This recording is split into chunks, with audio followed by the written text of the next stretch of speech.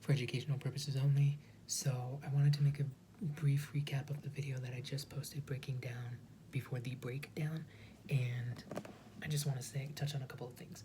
So I've accepted that at some point, I'm going to be in a hospital because of all that I am experiencing, all that I am seeing, and these beings that have all this information do not want me out on the street. And I've been made aware that something has been going on to get me away from my brother since December, when there was that note posted on the door in the Astrals, and it said, you know, um, to my bro, if Ryan is sick, he needs to be removed and hospitalized for up to, this many weeks. And then in January, seeing my mother and my father drop me off in some bell tower, didn't know if it was jail or some other type of facility or if it was a hospital. As you know, the days, the weeks, and then months progressed, people kept bringing up points that would key me into the fact that it's a hospital, such as, oh, are you hallucinating, when I started smelling the marijuana after that trip with my dad? And I know that whatever was added to the food affected my spiritual body still to this day, that affects my physical body, where when something is pressed in the astrals or whatever they're doing, I then smell marijuana when I haven't smoked or there's been no smoking in that specific space. As well as so that's going to just discredit, I want to say, my sanity, in the sense of, by those who have power, like, people in a hospital, oh, you're smelling marijuana, when was the last time you smoked? Years ago, 2 years ago. You're hallucinating. And it's like, no, whatever internally happened is causing me to smell this, and it is bothering me. I posted that video on my Instagram where my eyes turned extremely red. My body is literally being affected by it. But to continue with the isolation, the magic, the spells, I'm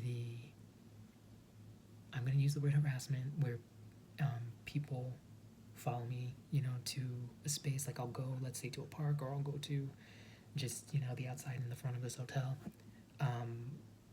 Times I've gone on a trail, or if I go somewhere else in nature, and I begin humming or singing to the trees, and they start responding, animals start responding, vehicles come or people come, walk by, and then all of a sudden the energy is transferred and the trees become petrified, the animals start moving away because of what they did, but they had to do it near me in order for this effect to happen. So that's obviously added more discomfort, to this reality that I am living in, and having the awareness that there's something more that people around me, everyone around me, does not want me tapping into. Next point of having a restless environment, we're all products of our environment, and a restless environment creates a restless individual. So me getting pulled out of the astrals and shot back to my body at 2 a.m. or 1 a.m. and then not being able to go to bed, them switching that part of my brain to, like, go to sleep until 5 or whatever. It's different each night, but bottom line is creating restlessness. It's a restless environment creating restlessness in me, which is aiding in me being in this state to have a breakdown. And then being in a space with no support system. I don't mean having a therapist, but having people around that truly care about me and want the best for me. And I don't have that. I don't have access to my best friend or my brother, and then any of the Atlanteans or Anunnakis that are on their journey of remembering who they are.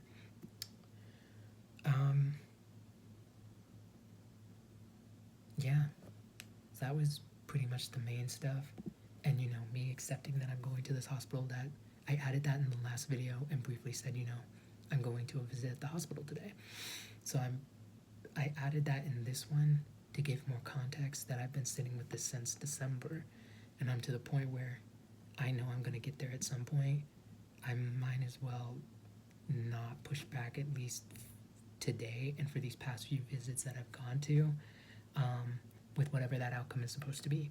So again, this is an attack on our spiritual bodies, that is affecting our physical bodies because of this spiritual shift that we are all about to go through. If you're not experiencing a handful of the things and remembering, such as the planting of thoughts, deleting of memories, humming to the trees, and the animals or the environment responding in that space, and then people making those diagonal shapes or doing the half circles to in a vehicle to transfer the energy. You start singing to those trees in your head, you will. And once our bird eyes and third eyes, our bird eyes and our crown chakra, once we pass through those, we're going to be seeing a lot, not only here, but in the astrals. So that's the video. I just wanted to do a brief recap. I want to send peace, courage, protection, and divine cosmic love to all divine Atlanteans and Anunnakis who are on their journey of remembering their divinity and remembering who they are. Peace.